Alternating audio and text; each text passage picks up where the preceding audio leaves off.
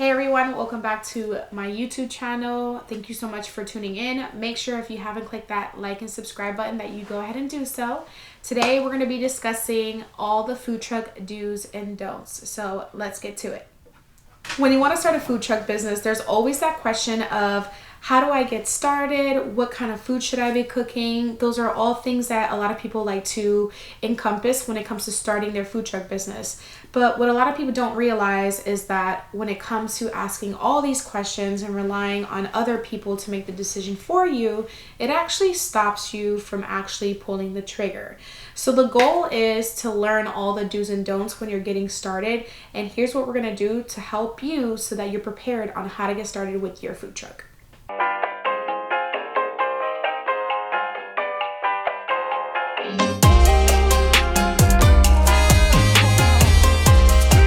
So here are 5 do's that we're going to get right into.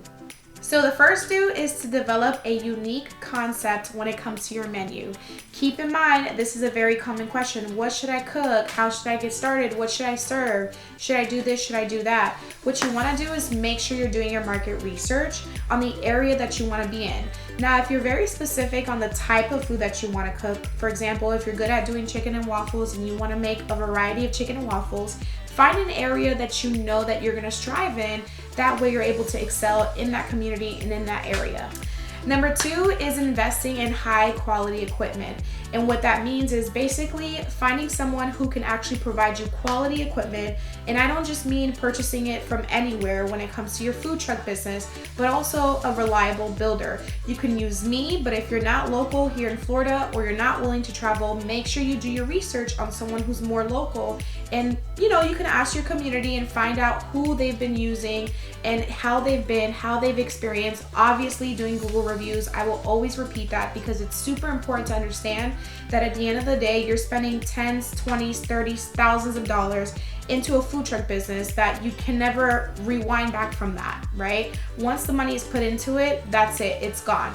But don't go into places and buying things from Mexico or Alibaba, no offense to those people, but when you're purchasing something that is from another country, there is no warranty, which means it's a higher risk. So keep that in mind when it comes to investing in high quality equipment. Number 3 is making sure that you have a social media presence, making sure you're actively engaging with your audience. It's super important to know that you're actually about the community.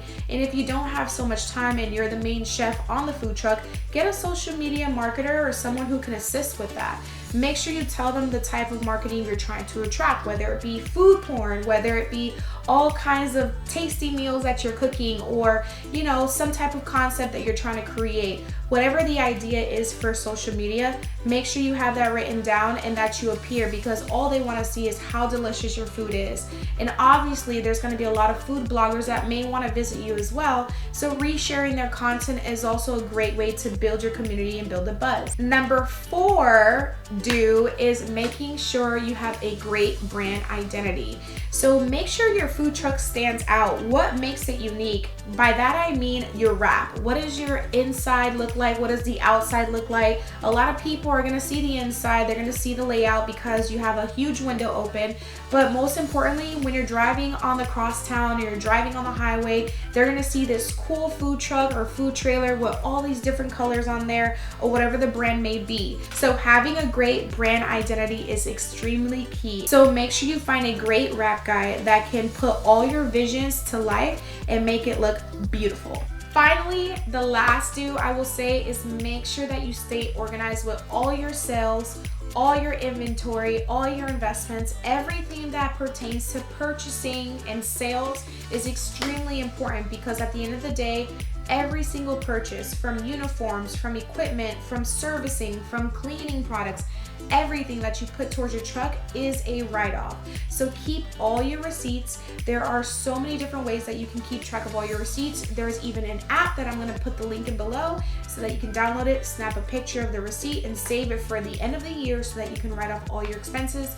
And when it comes to your sales, this all depends on the POS system.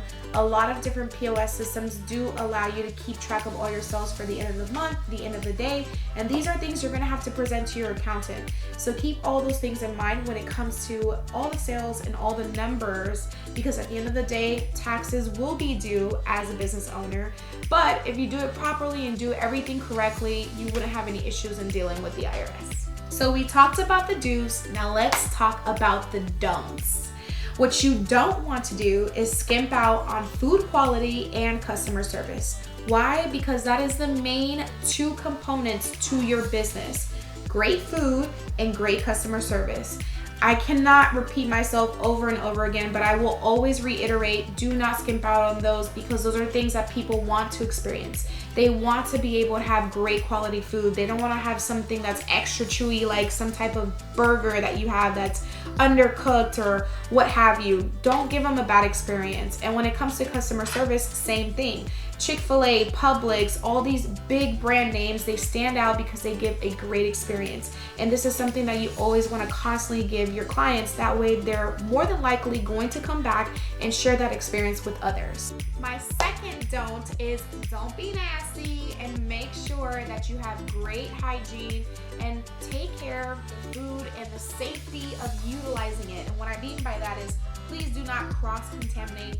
Don't be cutting your chicken and cutting your meats at the same time. That is just a no-no. So just keep that in mind when it comes to food hygiene. All of that stuff is super important. Washing your hands, making sure your employees wash their hands. All those things are super important. When it comes to serving your food, making sure that it's fully cooked. You cannot serve food with bare hands once it's fully cooked. However, you can season your food, make sure that it's all good to go, marinate it raw if you wanted to. I personally just prefer gloves, but just keep that in mind when it comes to serving food. All states are different, but for the most part, the hygiene and the entire quality of how you maintain the cleanliness is super important, especially when you're about to get a food truck. My third don't and recommendation is don't try to be everything for everyone. So try to hone down on a specific niche or topic. What I mean by that is, if you know that you're good at chicken and waffles, which I reference this a lot, make sure you do all kinds of chicken and waffles. I went to a bar one time and there are 5 different types of chicken and waffles. There's a Southern style, Korean style. I mean, there was so many kinds, but they're all flavorful. They're all made different with different kind of flavors, and it's amazing. Now, if you are, for example, a Southern style food truck and you make Southern food, obviously there's many different dishes, but you're a Southern style food truck. So they're gonna look into the types of food when it comes to your food truck.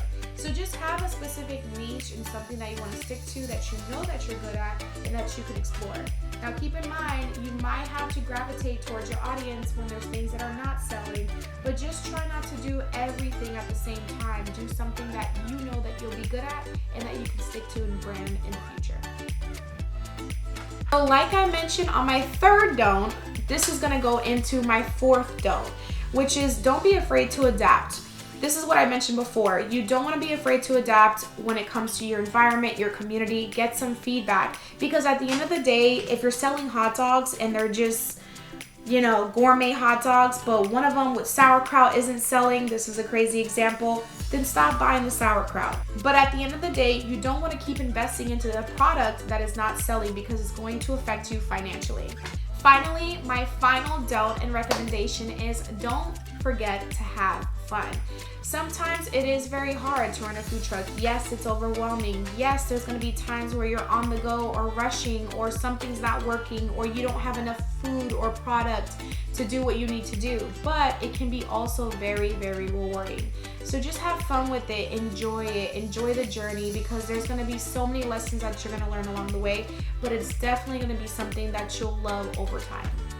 Thank you so much for tuning in. I hope that you found this video helpful. And if you want to check out more of our videos for the future, make sure that you click that subscribe button. There's a lot of links that I have at the bottom, so make sure that you click them. That way it helps you for the future and when you're ready to start a food truck business.